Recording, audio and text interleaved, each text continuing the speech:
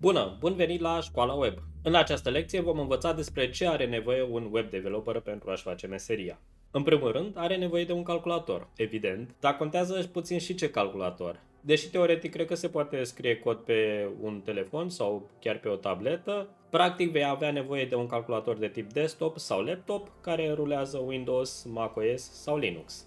Și cel mai important, ai nevoie de tastatură. Trebuie să fie o tastatură cu care ești confortabil, prin care poți să formezi toate simbolurile pe care le vezi aici sus. Dacă tastatura ta are diacritice, fie în română sau altă limbă, asigură-te că știi cum să formezi aceste simboluri. Cu siguranță se poate pe orice tastatură. Altfel, specificațiile calculatorului nu sunt atât de importante, poate vor deveni puțin mai importante mai târziu când ai să lucrezi cu JavaScript, dar deocamdată cu HTML și CSS poți folosi aproape orice calculator, doar să ai grijă să ai un sistem de operare modern. De exemplu, dacă folosești Windows, trebuie să fie cel puțin Windows 10 sau 11. La calculatoarele pe care lucrez eu, mie îmi place să am minim 16 GB de RAM și spațiu de stocare cât mai mult. Mie îmi place și să am mai multe ecrane ca să fac mai multe lucruri în același timp, de exemplu să mă uit la acest curs și pe alt ecran să codez. Dar asta nu e o cerință obligatorie, e doar o preferință a mea personală.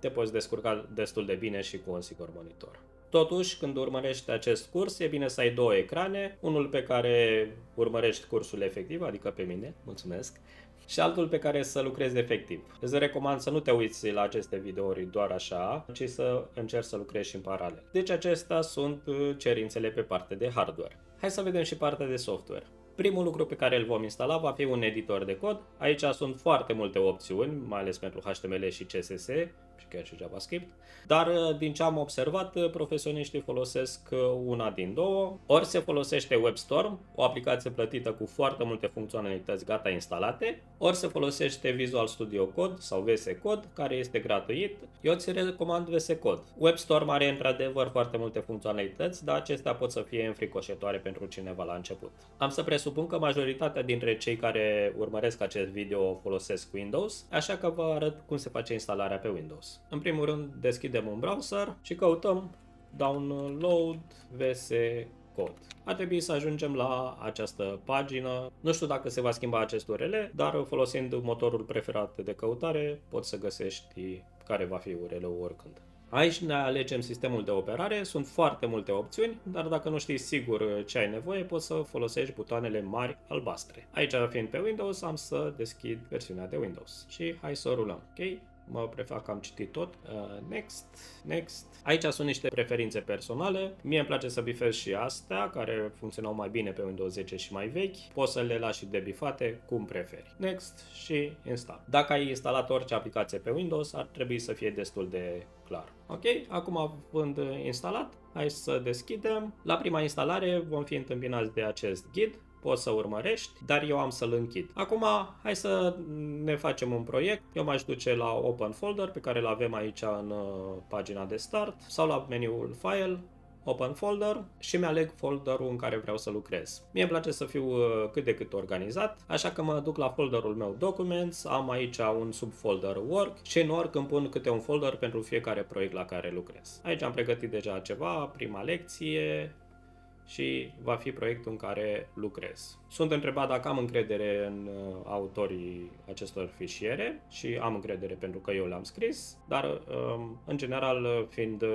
fișiere HTML și CSS, nu ar trebui să fie mare problemă. Aici aveam deja niște fișiere create, hai să șterg unul dintre ele, doar pentru a-ți arăta cum se creează un nou fișier. Pot să folosesc acest buton și scriu numele fișierului. Contact, poate .html. Trebuie să pun și extensia, e important. Și aici pot să scriu deja cod HTML. O chestie foarte drăguță la VS Code este că are scurtături. Nu trebuie să scriu întreg fișierul HTML, pot începe prin a scrie semnul exclamării, Enter și am structura unui fișier de HTML. Structură pe care oricum o vreau probabil în orice fișier. Vom intra în mai multe detalii în lecțiile următoare. Dacă vreau să mă organizez mai mult, pot să-mi creez foldere din acest buton și pot să fac orice, e proiectul meu și îl organizez cum vreau eu. Asta e tot despre VS Code. Nu asta e tot. În mare parte vom lucra în secțiunea de Explorer, pentru că aici avem fișierele și este tot ce avem nevoie pentru acest curs. Uneori s-ar putea să ai nevoie să faci căutare, aici se face căutarea în toate fișierele din proiect. Celelalte secțiuni nu sunt necesare pentru ce avem noi nevoie acum. Și extensii. Filozofia VS Code este de a oferi un editor foarte simplu, care poate fi extins cu ajutorul extensiilor. Deci cu extensii putem să facem din VS Code aproape orice. Probabil trebuie să fie ceva legat de programare. Sunt curios dacă există jocuri sub formă de extensii. Nu știu de ce ar exista, dar cineva probabil a făcut-o. Pentru ce avem noi nevoie, HTML și CSS, nu avem nevoie de nicio extensie, totul este preinstalat în VS Code. Mai sunt și setările. Aici avem o multitudine de setări pe care putem să le configurăm. Pot fi fricoșătoare la început. Cu timpul, poate, dacă găsești ceva ce te nemulțumește, poți să cauți dacă există o setare, dacă nu există, poate există o extensie. Deci e foarte flexibil acest VS Code. Avem editorul de cod în care lucrăm, mai trebuie să și testăm în timp ce lucrăm. Deci avem nevoie de un browser. Toate sistemele de operare vin cu un browser. Pe Windows acest browser se numește Edge. Putem să-l folosim, este destul de ok. Cel mai important la un browser este să aibă Developer Tools. Hai să deschidem Developer Tools și vedem scurtătura Ctrl-Shift-I. Avem mai multe secțiuni aici, dintre care o să ne intereseze cel mai mult secțiunea de Elements, unde avem codul HTML, elementele și dacă deschidem avem conținutul fiecărui element, care pot să fie alte elemente sau în unele cazuri pot să fie chiar și text. Edge nu este cel mai folosit browser, probabil vrei să folosești cel mai folosit browser. Acela se numește Chrome sau Google Chrome. Google pentru că este făcut de Google, Chrome este numele lui. E ca Dacia Logan, Dacia este Google, Logan este Chrome. Ne ducem, îl descărcăm și îl instalăm. Sunt mari șanse să l-ai deja instalat. Eu aici sunt pe macOS, dar și pe Windows este la fel, nu o să folosesc nimic specific de Mac. Să ne ducem la More Tools, Developer Tools, unde avem scurtătura, pe Windows va fi Ctrl-Shift-I, aici este Option Command-I. Din nou avem mai multe secțiuni din care ne interesează cea de Elements, unde avem elementele. Pentru fiecare element selectat vedem proprietățile CSS care se aplică acelui element. De fapt, dacă ne folosim puțin imaginația, ne dăm seama că Chrome și Edge sunt foarte similare în privința Developer Tools, chiar dacă acum Edge a schimbat puțin designul.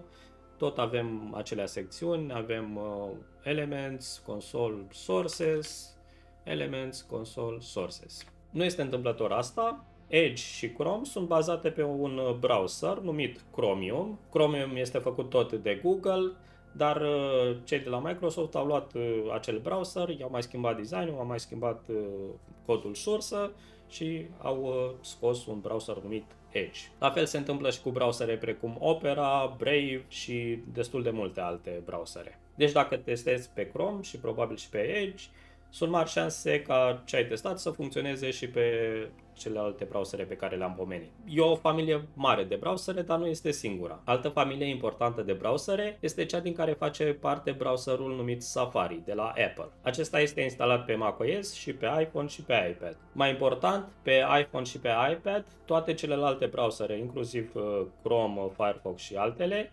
sunt de fapt bazate pe Safari. Sunt Safari cu o interfață puțin diferită. Deci e important dacă poți să testezi și pe Safari sau ceva derivat, dar aici ne lovim de o problemă, faptul că pe Windows nu există o alternativă bună la Safari care să folosească același motor de randare. Așa se numește chestia asta. Eu văd cam două opțiuni. Fie instalezi o mașină virtuală, parte cu VirtualBox, în care instalezi Linux, în care instalezi GNOME Web, și ai un browser bazat pe WebKit, cum este și Safari. A doua opțiune este să faci dezvoltarea pe Chrome și să discuți cu divinitățile preferate să funcționeze și pe Safari. A treia familie de browsere este practic formată dintr-un singur browser numit Firefox. Firefox nu are nicio legătură cu Chrome sau cu Google. Bine, Google finanțează Firefox, e o întreagă discuție. Acesta, din păcate, este folosit mai puțin, dar încă este destul de folosit și merită să testezi și pe el. O să arăt că și Firefox are Developer Tools, la fel folosim combinația Ctrl-Shift-I și Command-Shift-I pe Mac, sau ne ducem aici la More Tools și căutăm Web Developer Tools, sau click dreapta Inspect și deschidem Developer Tools, care este diferit de ce am văzut la Chrome și Edge. În același timp este destul de asemănător. Avem secțiunea de inspector, unde avem elementele HTML și proprietățile CSS ce se aplică elementului pe care l-am selectat. Dar una dintre cele mai importante funcționalități pentru care avem nevoie de Chrome și Firefox este cea numită Responsive Design Mode în Firefox, iar în Chrome se numește Toggle Device Toolbar. Ok. Aici putem să testăm cum arată pagina noastră web pe diferite mărimi de ecran. Putem alege dintr-o listă predefinită, de exemplu, poate aș vrea să văd cum arată pe iPhone 12 Pro. Și dacă ai nevoie de iPhone mai nou, e practic același telefon, deci sunt aceleași dimensiuni. Dar pot să pun pe responsive și să testez absolut orice dimensiune. Vom învăța în curs cum se face ca o pagină web să arate bine pe orice dimensiune de ecran. Diferențele între browsere sunt mult mai mici decât erau chiar acum câțiva ani, dar totuși merită să testezi pe câte un browser din fiecare familie. Eu recomand Chrome, Firefox și dacă ai Mac sau Linux, Safari sau GNOME Web. Ce vom face la acest curs va fi destul de simplu și ar trebui să funcționeze pe toate browserele pe care le-am menționat. Acestea sunt aplicațiile pe care le folosim ca web developer în mod curent. Ca web developer, cel puțin din cum lucrez eu, am nevoie de o sursă bună de documentație. Primul lucru pe care îl fac atunci când mă lovesc de o problemă, folosesc un motor de căutare și din rezultate de cele mai multe ori ajung fie pe Stack Overflow, fie pe W3 Schools, fie pe MDN. Site-urile W3 Schools și MDN oferă documentație pentru toate elementele HTML și pentru toate proprietățile CSS, doar că din punctul meu de vedere e o diferență. Cea de pe W3 Schools este puțin mai simplă, dar uneori prea simplă. Mie îmi place să folosesc MDN, chiar dacă e înfricoșător la început, având toate detaliile de care ai nevoie, poți să înveți mult mai bine. Da? Deci pot să mă duc în MDN, să caut HTML și am aici toate elementele de HTML. Pot să intru la unul dintre ele să văd despre ce e vorba. Altă opțiune pe care o încearcă unii este de a folosi aplicații de inteligență artificială precum ChatGPT. Eu nu recomand ChatGPT, mai ales la început, pentru că uneori are tendința de a da informații eronate. Și dacă nu ai suficientă experiență să identifici când a făcut asta, te poate duce pe o direcție greșită. Și mie mi-ar plăcea să existe aplicații cărora să le spun ce să facă și să facă totul bine, dar încă nu am găsit o asemenea aplicație. Încă mai caut. Singurele sisteme AI cărora le găsesc utilitate deocamdată sunt cele care te ajută să-ți sugereze cod. Eu folosesc GitHub Copilot, care este plătit, dar există și alternative gratuite, dar nu le recomand, mai ales începătorilor. De multe ori îmi dă cod diferit de ce îmi doream, eu pot să-mi dau seama când o face, dar poate tu la început nu o să poți. De asta îți recomand să aștepți să înveți să scrii tu cu degetele tale codul și apoi să folosești unelte care te ajută să scrii mai repede. Sper că aceste informații te-au ajutat și ești gata să începi să faci web development. Mulțumesc pentru vizionare, pa, pa!